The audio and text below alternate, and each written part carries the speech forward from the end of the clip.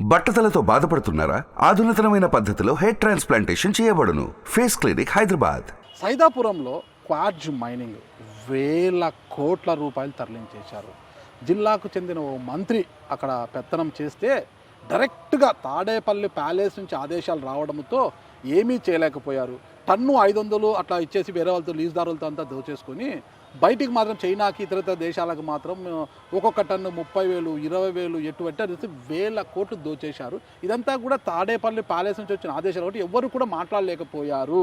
మొత్తం చూస్తే రైతు మడక దున్నినట్లు కంటే దున్నేశారు అంటున్నారు అనమాట. ఇది ఇప్పటికీ కూడా ఈ కంపు ఇప్పటికీ ఉంది అక్కడ.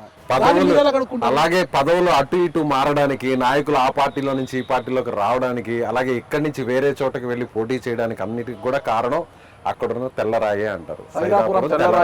కారణం అంటారు. అది మీ నియోజకవర్గంలో ఉంది. అందులో మీకు అసలు ఏ మాత్రం సంబంధం లేదా? కొనసాగింపు మాట చెప్తున్నా.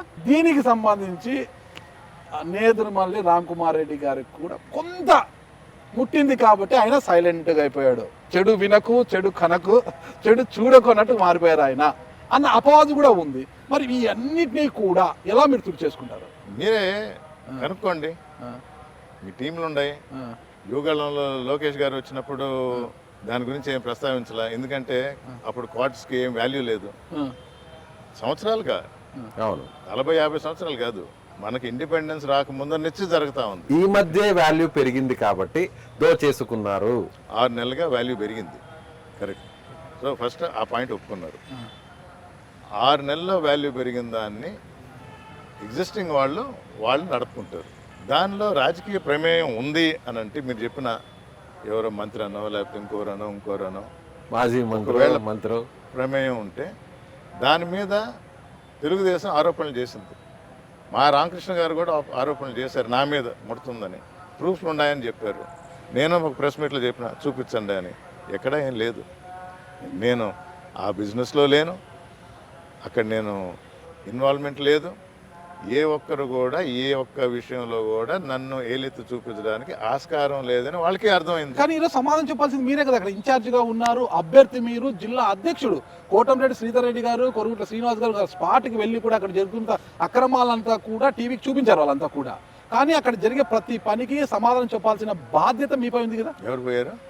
కోటంరెడ్డి శ్రీధర్ రెడ్డి గారు కూడా వెళ్ళారు కదా గతంలో ఒకసారి. కోటంరెడ్డి శ్రీధర్ రెడ్డి గారు రోడ్డు మీద ఒక బండి పోతా ఉంటే ఆపాడు. మీరు కరెక్ట్ గా స్టడీ చేయండి. తెలుగుదేశం హిటాచి పోతా ఉంటే ఆపి ఎక్కడి నుంచి వస్తున్నావు, ఎందుకు వస్తున్నావు అని అడిగాడు. అది ఆయన అడిగింది. అంతేనంటారా?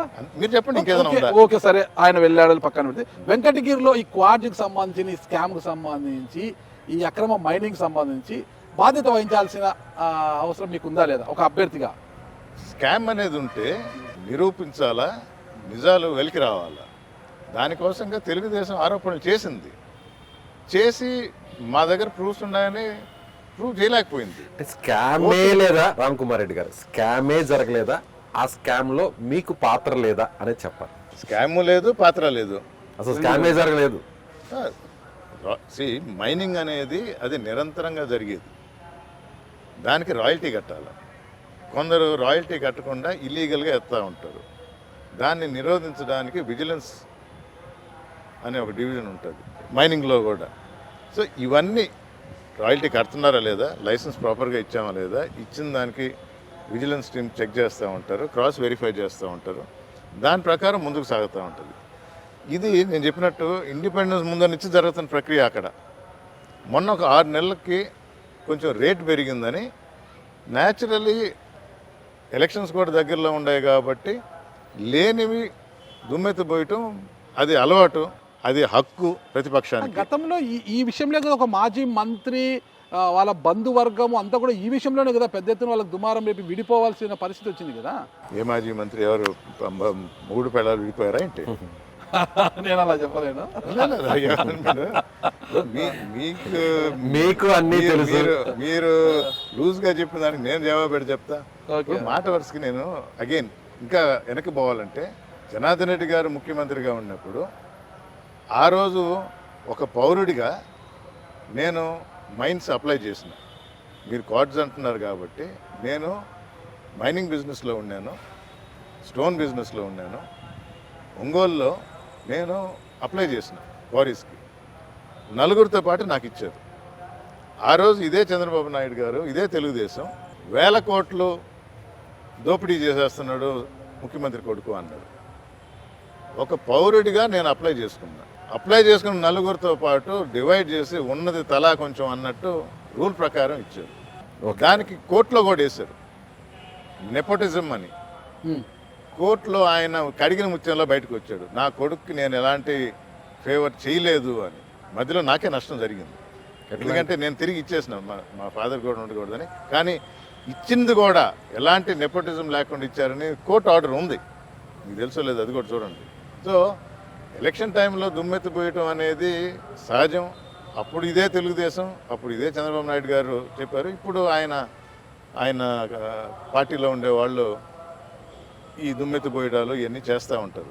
సుమన్ టీవీలో మీ పర్సనల్ అండ్ బిజినెస్ ప్రమోషన్స్ కోసం కింది నెంబర్కి కాంటాక్ట్ చేయండి.